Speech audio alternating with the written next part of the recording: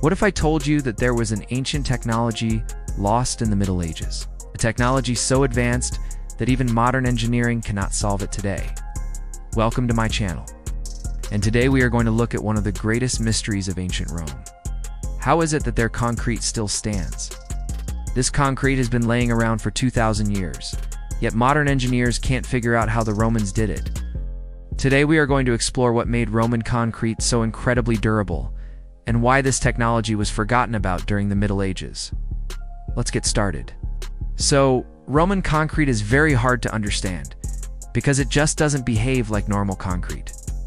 You see, when you look at a modern building, you can easily tell which parts were built with concrete and which weren't.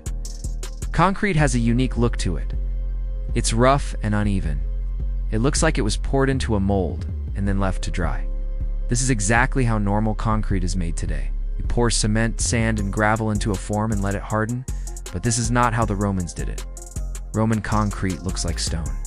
In fact, when you visit an ancient Roman monument, it's hard to tell if it was made from concrete or if it was actually cut from a single piece of stone. Take a look at the Pantheon, for example. The walls and columns all looked like they were carved out of marble, yet most of them were actually made with concrete. That's right. These buildings were not just made from concrete, but were actually sculpted into their final forms, while the concrete was still wet. This means that Roman concrete had to be strong enough to hold its shape against the weight of large blocks of concrete being carved away. This is something that modern concrete simply cannot do. But that's not all. There are some incredible examples of Roman concrete in the Colosseum. If you look closely at these columns, you will notice that they have these strange grooves in them. These grooves are actually a key part of understanding Roman concrete. They're called flutes, and they were created by rotating the form that the concrete was poured into. By rotating the form, the concrete would harden in a spiral pattern. This made the concrete stronger because the spiral pattern is much stronger than just letting the concrete harden normally. But it also made the concrete much easier to sculpt. Here's a demonstration of how Roman concrete was made. The concrete was poured into a rotating form. The form was then rotated to make the concrete harden in a spiral pattern. This made the concrete stronger and easier to carve. After the concrete had hardened, the form was removed and the concrete block was finished by hand. This is what made it possible for the Romans to build structures like the Pantheon, the Colosseum, and aqueducts that are still standing today. But there's a problem. I can tell you how the Romans did it, because we have all of these beautiful buildings that are still standing after 2,000 years. But I cannot explain to you how they made their concrete so strong. For thousands of years, scientists have tried to copy Roman concrete, but it just doesn't work.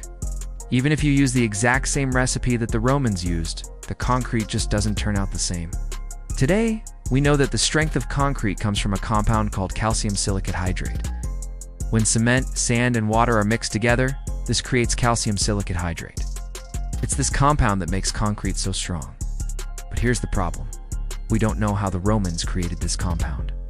You see, when you mix cement, sand, and water together, you get a runny liquid. This liquid needs to be poured into a form where it can harden over time. But the Romans didn't just pour their concrete into forms. They carved it. They needed a concrete that could hold its shape under incredible forces, and they needed it to harden quickly. In the past, scientists thought that the Romans added a mysterious ingredient to their concrete that allowed it to harden so quickly. They called this mysterious ingredient pozzolana. Pozzolana is a type of volcanic ash that is found in Italy. Scientists thought that the Romans were adding this volcanic ash to their concrete to make it stronger and allow it to harden more quickly. But now we know this isn't true. Modern tests have shown that pozzolana does not make concrete harder, and it actually slows down the hardening process.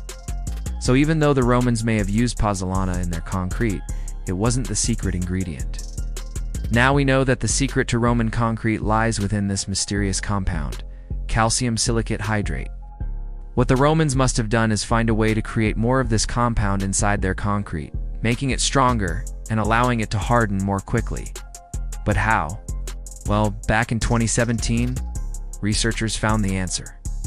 They discovered that all the ingredients that go into concrete have different pH levels. Cement has a pH level of 12, sand has a pH level of 7, and water has a pH level of 7.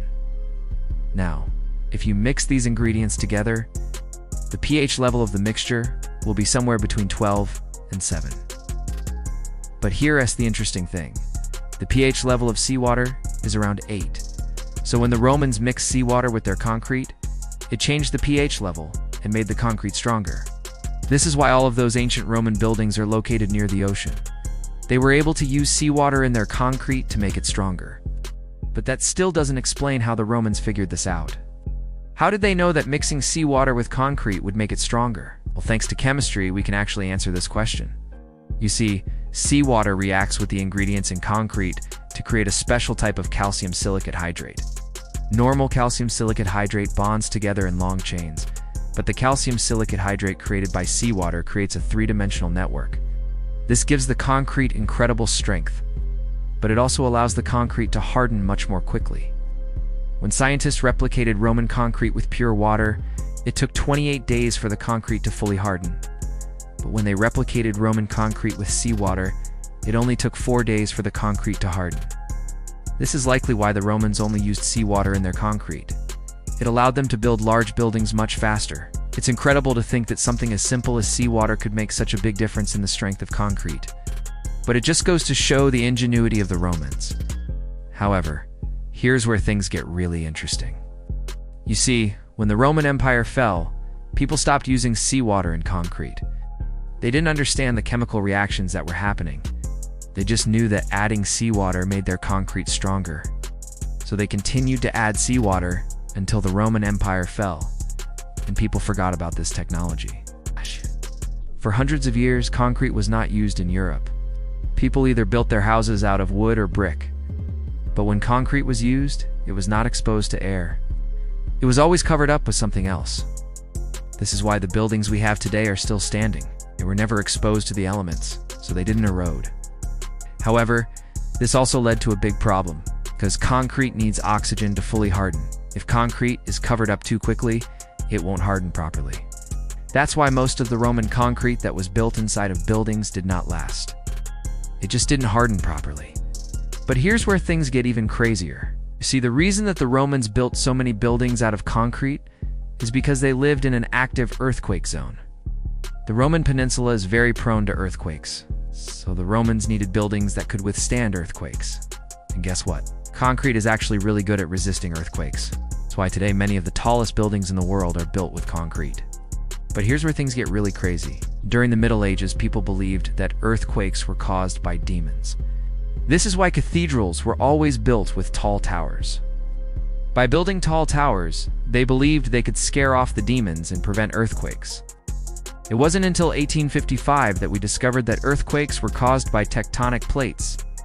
And this brings us to the mystery. How did the Romans know that concrete was so resistant to earthquakes, when they didn't even know what earthquakes were caused by? Did they do experiments? Did they observe the damage after an earthquake and compare it to other types of buildings? Or was it just luck? Well, unfortunately, we don't know the answer. But I want you to think about how incredible the Romans were. They built incredible roads, aqueducts, buildings, and monuments. They developed concrete that was resistant to earthquakes. They understood basic chemistry. I mean, the Romans truly were an incredible civilization. If you enjoyed this video, please make sure to leave it a like and subscribe. And as always, thanks for watching.